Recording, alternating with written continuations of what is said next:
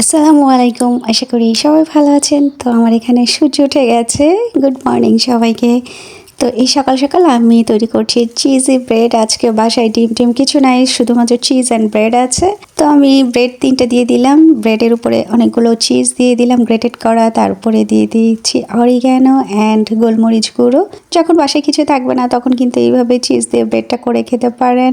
তো সব কিছু দিয়ে এবার উপরে আরেকটি ব্রেড দিয়েছি। আর চুলোর আঁচ কিন্তু একেবারে লো থাকবে, লো আছে। এই কাজটি সেরে ফেলতে হবে। তো আমি ব্রেডটা দিয়ে উল্টে দিচ্ছি। ওই পাশটা একেবারে রেড ব্রাউন হয়ে গেছে অ্যান্ড ক্রিস্পি হয়ে গেছে। তো আমি উপরে ব্রেডটা দিয়েও কিন্তু ব্রেডগুলো উল্টে দিচ্ছি আর কাজটা হাত দিয়ে করছি, কারণ চুলোর আঁচ একেবারে লো আছে। আর শুধুমাত্র 1 মিনিট অপেক্ষা করব।